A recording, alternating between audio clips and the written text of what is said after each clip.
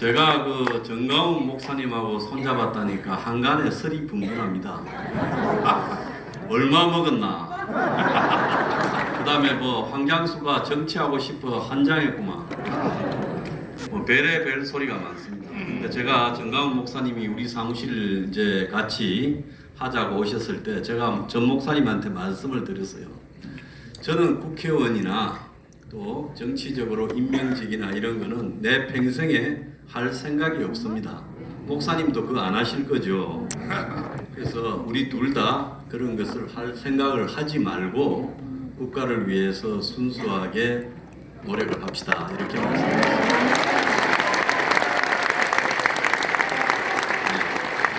그랬는데 이제 오늘 제가 그 아까 사무실에 오전에 일 좀 하고 있는데 자유통일당이라는 데서 전화가 오셨어요.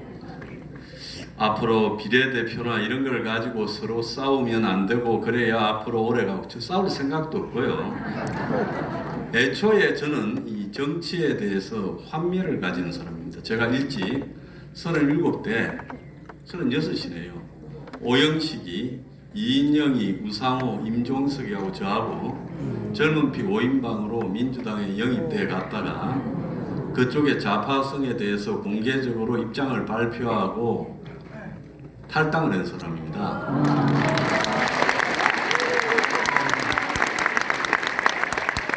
그래서 그 뒤로 한때는 정치를 하려고 이런 생각을 한 적이 있지만 제가 혁명21이라는 당을 만드는 것은 정치를 안 하려고 만드는 겁니다. 사회 계몽을 하기 위한 방법으로 사회단체가 가지는 한계가 크기 때문에 그래서 이 정당이라는 조직을 통해서 여러 가지 어떤 보호막을 갖추기 위해서 한 것이지 내가 개인적으로 정치할 생각이 없습니다.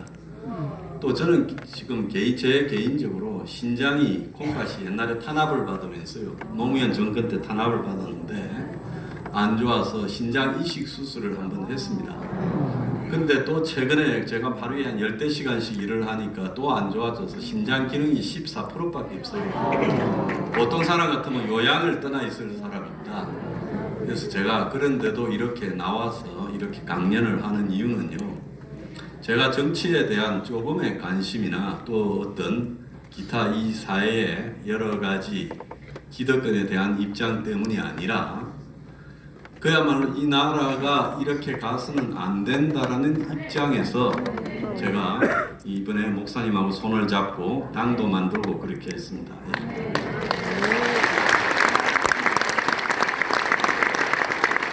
그래서 제가 지난번에 이렇게 목사님과 같이 하기로 했을 때 우리 당의 많은 당원이나 또 회원들이 뭐 목사님을 비판하거나 이쪽을 또 비판할 때 내가 일체 비판하지 마라 그랬습니다. 왜?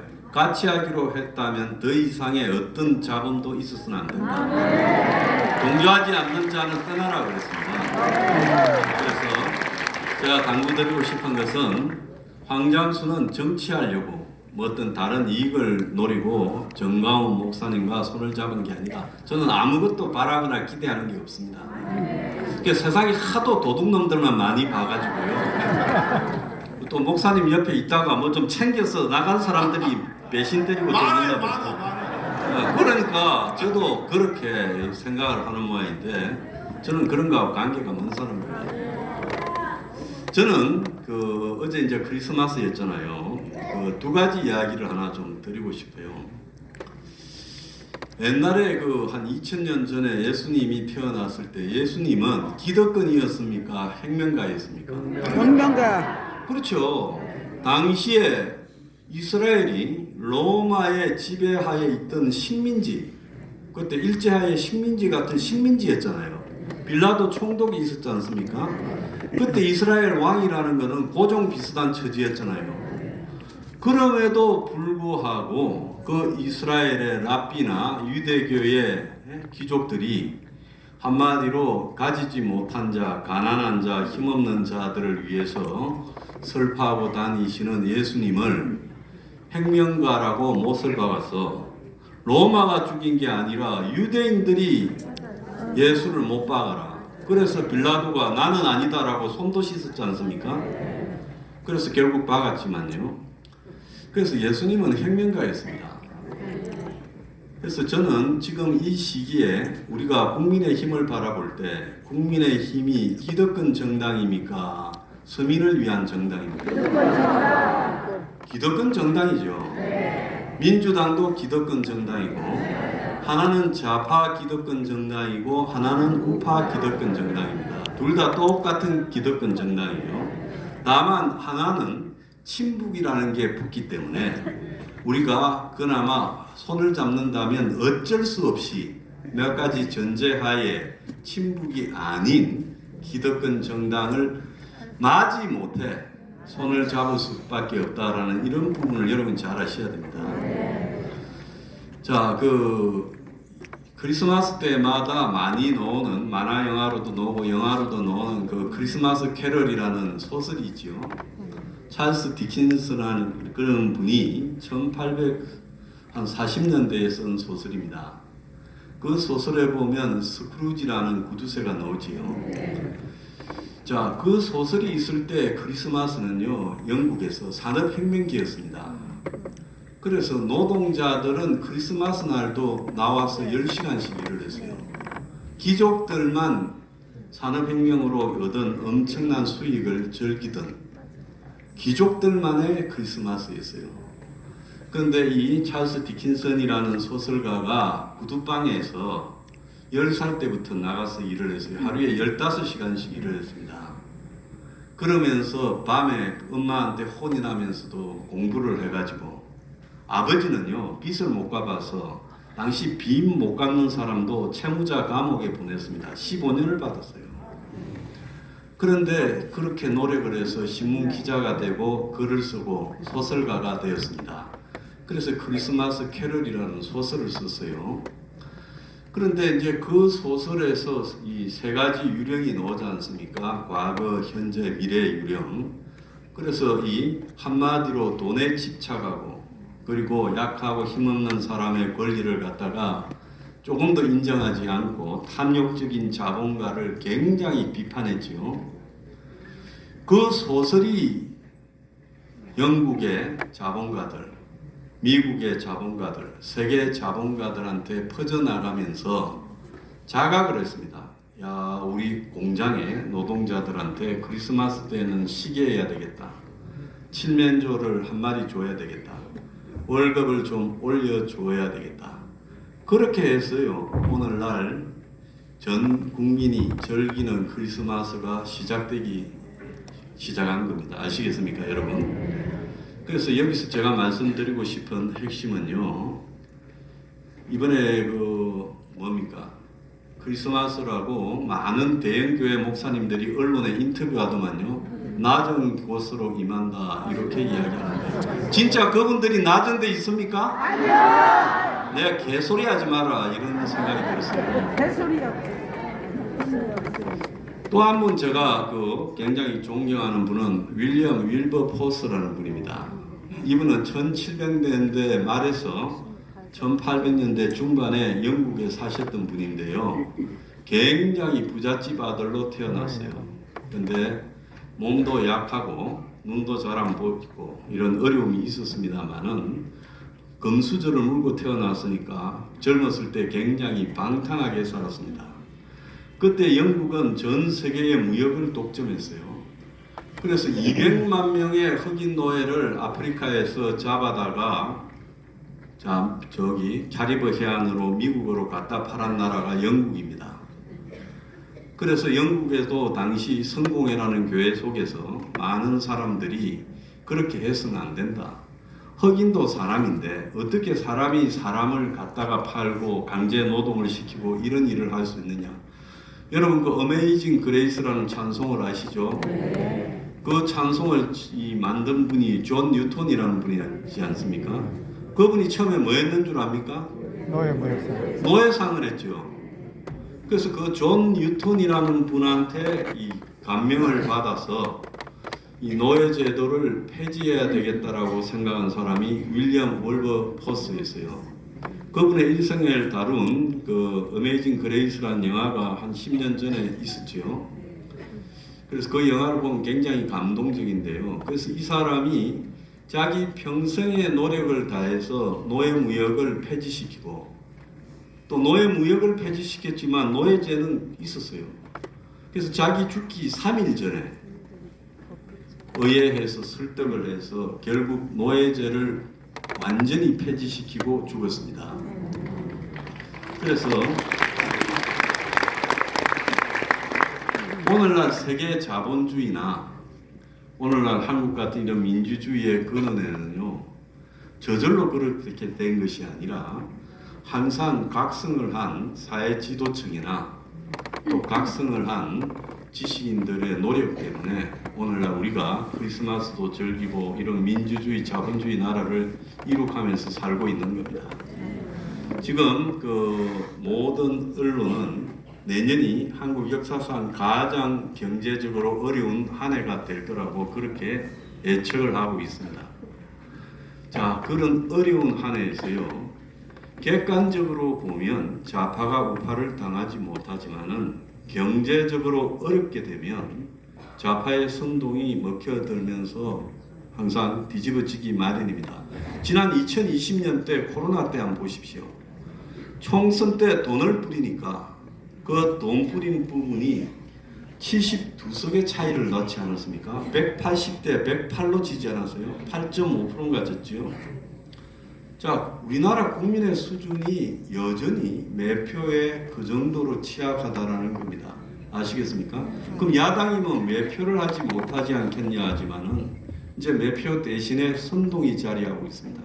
경제적으로 어려운 자리에 선동이 이제 들어가게 돼 있는 거예요. 근데 지금 국민의힘의 의원들이나 국민의힘의 지도부는요, 제가 봤을 때 우리나라의 기득권 중에 기득권을 산 사람들이에요. 저 민주당은 그야말로 운동권 출신 하다가 어쩌다가 기득권이 된 천민 기득권이고, 국민의힘은 오리지널 기득권들이죠. 그러지 않습니까? 자, 그런데 우리나라의 국민들은 우리나라가 중산층 사회라고 생각하는데 우리나라는 중산층 사회가 아니라 서민과 빈곤층의 사회입니다. 엊그제 통계청의 조사에서 나왔지요. 우리나라 국민들의 57.4%가 재산이 3억이 안 된답니다. 가구당 집을 포함한 순자산이 57.4%가 3억 미만입니다. 여러분, 집 포함해서 3억 미만이라고 하면 가진 게 거의 없지요. 국민 10명 중에 6명이 가진 게 별로 없는 나라입니다. 10억 이상 순자산이 있는 사람이 10.2%라고 합니다. 국민의 90%가 집을 포함해서 10억도 없어요. 서울의 집 한 채가 10억, 20억, 30억씩 해도 100억짜리도 있어도 국민의 90%가 가진 돈이 10억이 없는 겁니다. 그러니까 제가 정확하게 이야기해 보면 대한민국의 1,000만 명은 빈곤층입니다. 그 다음에 대한민국의 3천만 명은 서민층입니다. 그 중에 뒤섞여 있지만 2,400만 명은 무주택자입니다. 집 없는 사람이 46%니까요. 그러니까 대한민국의 오늘날 현실은요, 경제적으로 우리가 뭐 세계 10대 강국이니 여전히 하지만은 솔직히 말하면 객관적으로 우리도 여전히 어렵고 가난하고 그렇습니다. 그래서 이런 우리 경제 상황에서 국민의힘 같은 저런 가진 자들, 기득권만을 위한 정책, 부동산 개발 정책, 그리고 또 규제 완화 정책, 이런 것들만을 쓰면서 총선이 이길 거라는 이런 모양대로 내버려 두면요, 절대 못 이깁니다. 여기서 우리가 목사님의 지하에 의지를 다져서 내년 총선에 이긴다. 정말 여기서 국가에서 혜택도 받지 못한 대다수가 서민인 여러분들이 총선에 이기겠다고 이렇게 말을 하고 다지고 있습니다만은 여러분들은 애국자라서 그렇고요. 보기 드문 실제로 대한민국의 대다수의 국민들은 애국자가 아닙니다. 그러지 않습니까? 자, 그렇다면 객관적으로 경제가 역대 최악인 상황. 자, 요즘 카페가 하루에 34개씩 문을 닫는데요. 1년에 올해 13,000개의 카페가 문을 닫았다고요. 솔직히 말하면 자영업자고 기업이고 역대 최악의 경제 상황이 닥쳐오고 있습니다. 지금 벌써 서울에서 경기도 위성도시에서 반값 아파트가 등장하고 있지 않습니까? 자, 부동산 투기에 기반해서 주식 투기에 코인에 기반해서 많은 한국의 중산층이나 그런 사람들이 거기에 투기로 돈을 벌으면서 자기의 삶이 안정적인 줄 알고 착각하고 살았지요. 그런데 지금 그 사람들 삶이 송두리째 흔들리고 있습니다. 자, 5억 있는데 신혼 특례다, 애 낳았으니까 돈 빌려줄게 해서 정부에서 5억씩 빌려줍니다. 그 돈으로 집을 샀다가 집값이 5억이 되면 어떻게 됩니까? 자기 돈 다 날라가버리고 빚만 남는 거죠. 지금 젊은 애들이 몇 년 전에 집 올라갈 때 집 샀으면 벼락 부자라고 하고 집 안 샀으면 벼락 거지라 했는데 이제 집 산 놈들이 다 벼락 거지가 되겠습니다. 그래서 지금 경매에 집이 넘쳐나고 있습니다. 집값은 앞으로 2, 3년 더 떨어질 거예요. 이제 떨어진 집값은 제가 생각할 때는 거의 안 올라갈 거라고 보고 있습니다.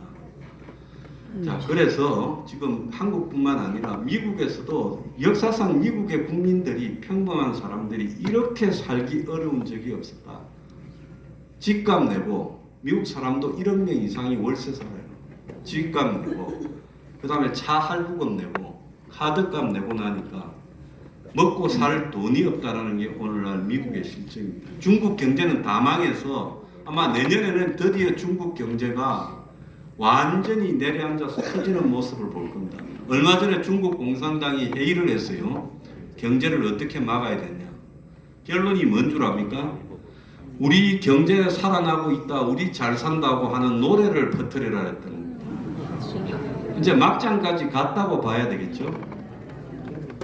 그래서 제가 여러분한테 당부드리고 싶은 것은 우리의 의지만으로 총선에 이기는 게 아닙니다. 그리고 한동훈이가 어떻게 되든 김건희 특검을 어떻게 하든 이재명이 어떻게 되든 뭐 민주당이 갈라지든 이준석이가 나가든 이런 거하고 관계없이요. 이 총선은 경제적인 상황에 의해서 끝나버릴 수가 있다는 걸 우리가 굉장히 명심을 해야 됩니다. 그래서 정부가 총선 뒤로 PF, 부동산, 프로젝트 파이낸싱, 건설사들이 은행들한테 그냥 입만 들고 시행업자들이 돈 빌린 게 지금 정부는 134조라는데 제가 계산해 보니까 180조는 확인했어요. 200조가 넘습니다. 지금 이게 수습이 불가능할 정도로 터져가고 있어요. 그래서 얼마 전에 정부가 총선 뒤로 미루려다가 총선 전에 건설사와 금융사를 터뜨리겠다 선별적으로 이야기를 한 거죠. 굉장히 어려운 조건이 기다리고 있습니다. 야당의 선동이 통할 수 있는 환경이 지금 되고 있고요. IMF 때는 한국이 8% 성장을 할 때였습니다. 지금은 1.3% 성장을 합니다. IMF 때는 대상이 되어서 거기에 어려웠던 국민이 300만 명밖에 없었어요. IMF 때 망한 사람은요. 이번에 경제 위기가 오면 국민 절반은 망합니다. 그렇기 때문에 엄청나게 어려운 시기가 다가오고 있다는 걸 우리가 알아야 됩니다. 그러면 저 기득권 국민의힘이 여기서 어떻게 해야 되는가?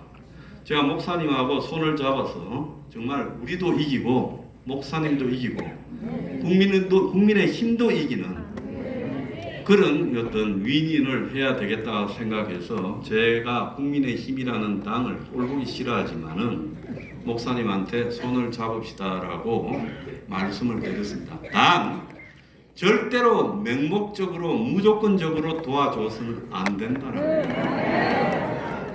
그래서 저 국민의 힘이 경제 정책을 과감하게 사회개혁적인 정책으로 서민을 위해서 없는 사람을 위해서 전환하도록 해야 된다 하는 요구를 제가 단단히 내걸자고 했습니다. 아멘. 우리 목사님 마음이 좋아가지고요. 윤 대통령이 전화 와서 정강훈 목사님 좀 살려주십시오 하면 또 들어줄지 몰라요. 안 도와줘. 나도 독한 마음 먹었어. 정말 목사님이 독하셔야 됩니다. 저렇게 훌륭한 일을 하고요.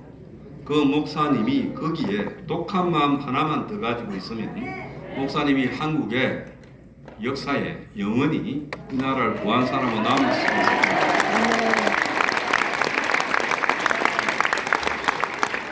그래서 제가 목사님께 서로 힘을 합치자고 하면서 이야기한 게 있습니다. 저는 아무 배설 안 합니다. 출마도 안 합니다. 비례든 지역이든 출마도 안 합니다. 또 저는 임명직을 시켜준데도 거절을 합니다. 근데 또 내 몸 상황도 별로 그런데 할 만큼의 상황도 아닙니다라고 말씀드렸어요. 그러면 아무런 욕망도 없는 사람이 왜 일을 하냐? 저는 이 나라에 정말로 어려운 서민층을 위해서 선거가 그들을 살리는 기회가 돼야 된다. 제가 그렇게 생각합니다.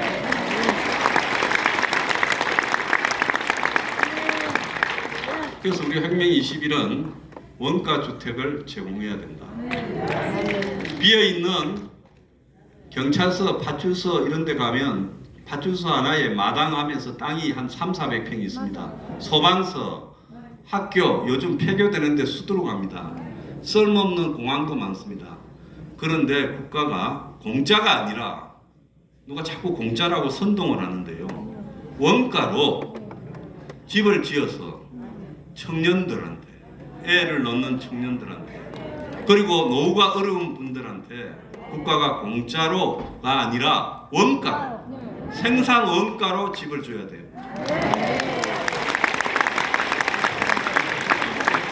제가 조사를 해보니까 건설비 올랐다지만 건설사의 회장님이 솔직하게 저한테 자백합니다.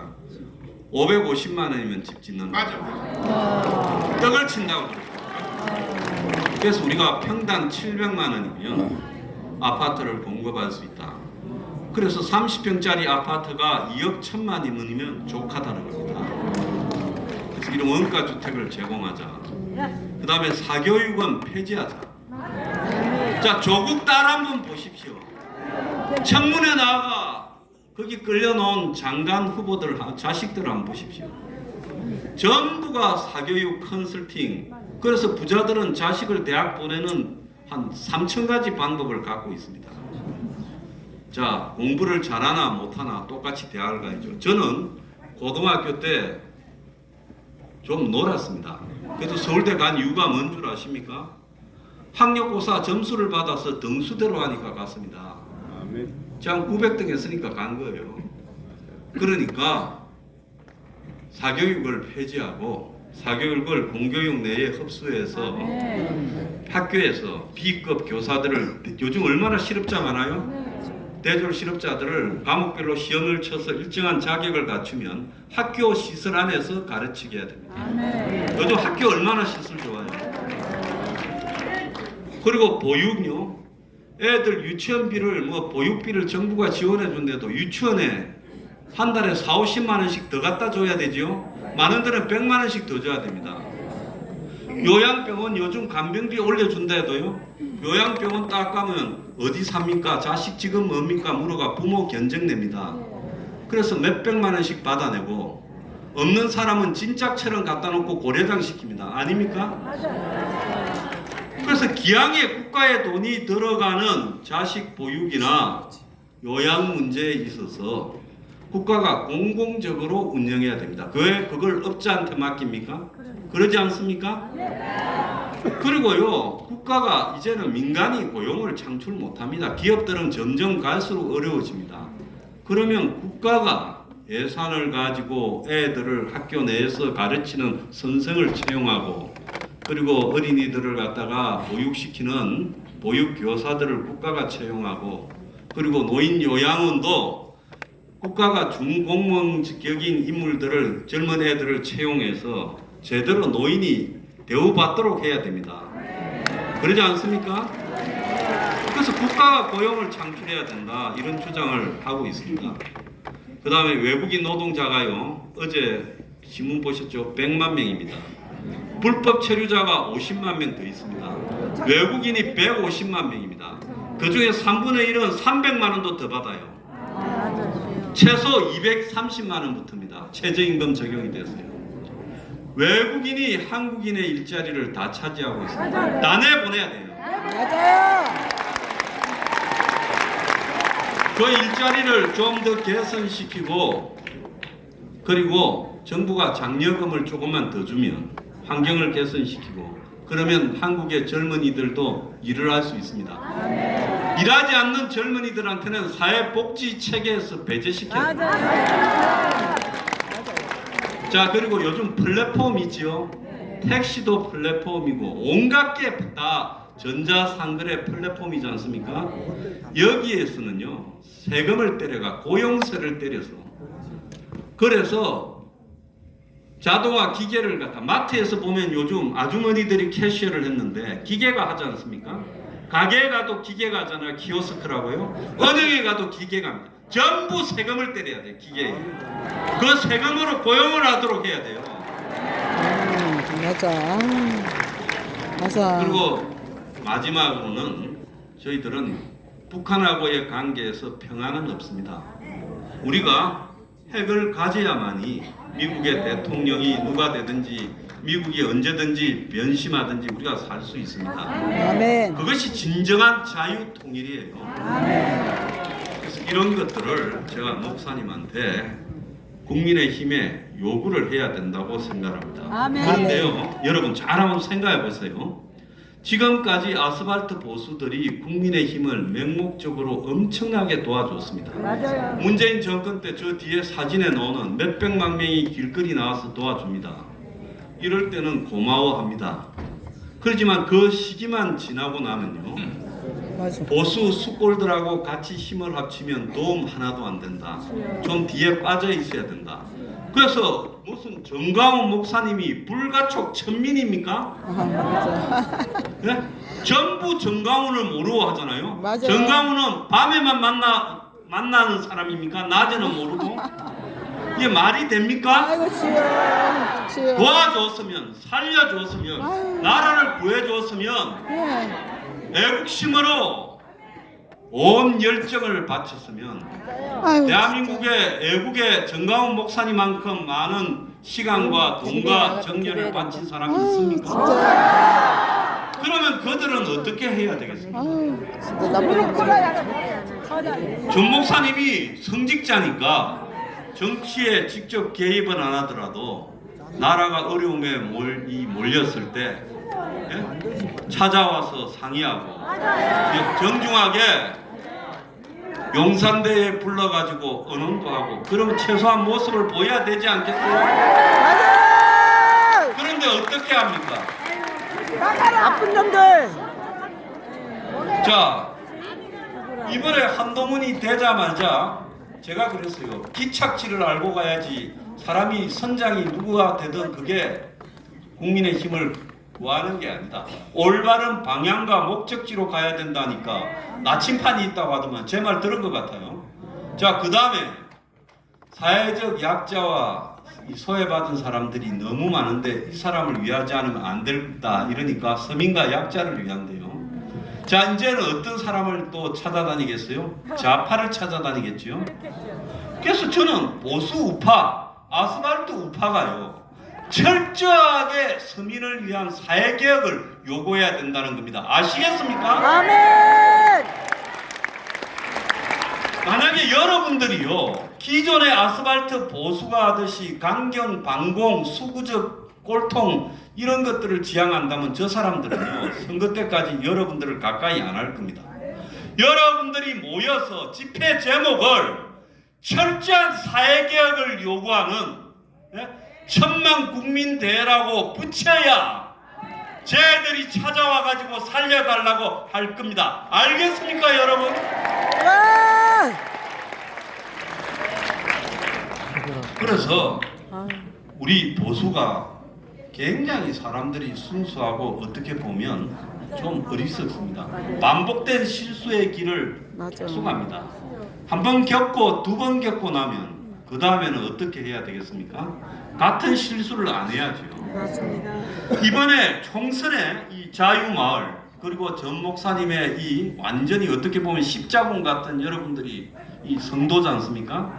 이분들이요 어떤 주장을 하고 가야 되냐?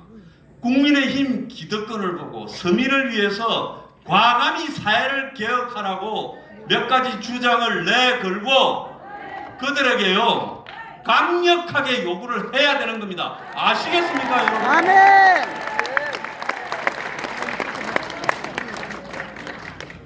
그렇게 해야만 이 사람들이 이런 서민의 요구들을 우리가 외면하다가는 끝난다라는 겁을 먹게 될 겁니다. 표는요 1억에 한 표가 아니라 한 사람 머리당 한 표입니다. 그러지 않습니까? 제가 아까 3억 이하가 얼마나 그랬죠? 57.4%예요. 그래서 이 나라에는 빈곤층과 서민층이 대다수 표를 가지고 있습니다. 지금 부동산이 무너지면서 더욱 빈곤해지고 있어요. 그러면 이번 선거에서 좌파들은 또 서민들을 선동할 겁니다. 그러지 않겠습니까? 자, 그래서 사람들이 이성적이고 이기적으로 판단하는 게 아니라 자신의 경제적 상황과 이기적 어떤 이해관계에 따라서 정치적 선택을 하는 겁니다.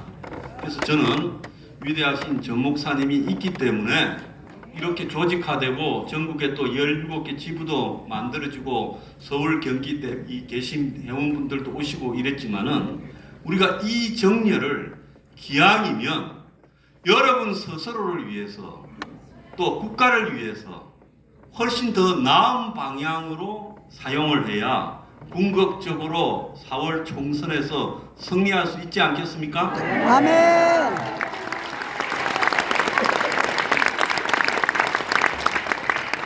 그래서 과거에 우리가 하던 어법, 과거에 우리가 쓰던 용어 이런 것들을 굉장히 바꾸고요. 정말로 이번 총선은 서민개혁을 요구하는 총선이다 이래야 한동훈이가 여기 찾아올 거예요, 목사님. 아멘. 그리고 여러분들이요 서민개혁의 전도사 역할을 수행해야 총선에서요. 그것이 여러분 삶을 개선시키는 길이고 더 나아가서 대다수 남은 국민들의 지지를 받는 길입니다. 아시겠습니까, 여러분? 아멘. 저는 아무 사심이 없습니다. 내가 출마도 안 하고 내가 뭘 뱃을도 안 한다고 말씀했죠. 전 또 크게 이렇게 건강이 안 좋아서 앞으로 이제 선거 끝나면 산으로 가야 될지도 몰라요. 그럼에도 불구하고 제가 이렇게 말씀드리는 것은 이렇게 신앙심에서 기반한 애국심을 가지고 모인 여러분들이 기왕에 하는 김에 그 힘을 엄청나게 폭발적으로 터질 수 있도록 발휘해야 되지 않겠습니까? 와. 네, 저는 총선을 앞두고 여러분들의 이 진짜 훌륭한 애국심, 대한민국에 다 이 기득권층, 잘 사는 사람, 상위 10% 안에 들어가는 사람들 다수가 크리스마스라고 놀러 가고 그 다음에 명품 뭐 막 좋은 데 가서 밥 먹고 이런 일에 열중하면서 살아가지 나라는 자가 되든 우가 되든 관심이 없습니다. 맞아요. 서민 보수가 이 나라를 구하고 있는 거예요. 네, 맞아요. 그래서 우리가 기왕에 나라를 구하기 위해서 일어선 것은 맞지요? 네. 그렇다면 국민의 힘이라는 사람들이 정말로 고마워하면서 찾아오게 만들어야 안 되겠습니까?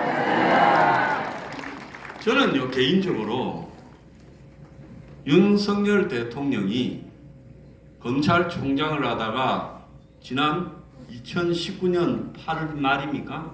조국을 압수수색했을 때 그때 민주당부터 문재인까지 전부 윤석열 두들겨 잡으려고 했을 때 여기 있는 황장수가 생방송으로 오늘 오후에 홍대 앞에 모이라고 해서 사람을 1,500명 모으고 그 다음에서는 홍대 앞에 10,000명을 모아서 청와대까지 진격을 하고 그 이후에 코로나로 집회를 못할 때까지요 12번에 이르는 집회를 하면서 윤석열을 지키자고 했던 사람입니다. 와.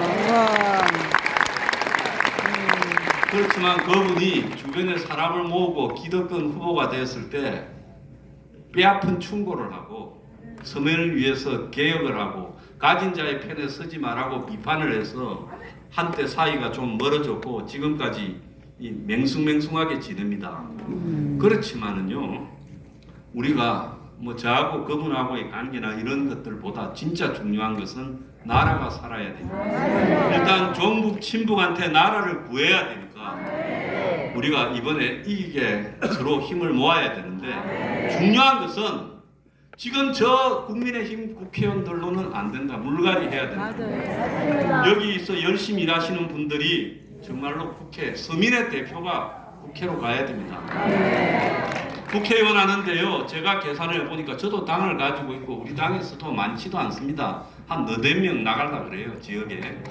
그런데 그분들한테 나중에 이제 같이 힘을 합치면 서로 조율하면 되겠지요. 그런데 그분들한테 당에서 얼마나 들까 생각해 보니까 2-3천만 원도 안 들어요. 국회의원 한 명 내는데. 우리가 플래카드를요, 지난번에 1000개를 걸었어요. 플래카드 하나 인쇄 얼마였는 줄 압니까? 6,000원에 했습니다. 그리고 당원이 다 걸었어요. 선관위 현수막 1개 그 정부 돈으로 보상해주는 선거 공영제에 얼마인 줄 아십니까? 12만 5천 원입니다. 그러니까 돈 안 드는 선거를 얼마든지 여러분들이 해서 이길 수가 있습니다. 그래서 돈 없이 그야말로 자유통일당도 지금 정부에서 1원도 안 받지요. 네. 그런데 선거 공영제라고 해놓고 국민의힘하고 민주당에는 1년에 수백억씩 주고 선거가 있는 해는 또 더 주고 저 두 당에는 떨어져도 3-4억씩 보전을 해주고 대선 떨어지면 600억씩 보전해줍니다. 이게 선거 공영제입니까, 여러분? 아니요. 나눠 먹겠지. 자, 그러니까 이번 총선에서요, 단단히 서민 위주로 사회개혁을 하도록 견인을 하고, 한동훈이가 서민이라고 할 수밖에 없을 겁니다. 사실 본인은 서민이 좀 아니니까 서민이라 해야 살지요. 자, 그래서 단단히 견인을 하고, 두 번째로는 그 내부에 확실한 물갈이를 하도록 만듭니다. 그리고 서민을 위한 과감한 사회개혁안을 저들이 받도록 해야 되는 겁니다. 아시겠습니까, 여러분? 제가 전 목사님을 모시고 그걸 하겠습니다. 저는 아무것도 원하는 게 없습니다. 여러분, 제 진심을 믿습니까? 아멘. 자, 여러분, 우리 싸워서 꼭 승리합시다. 할렐루야. 감사합니다.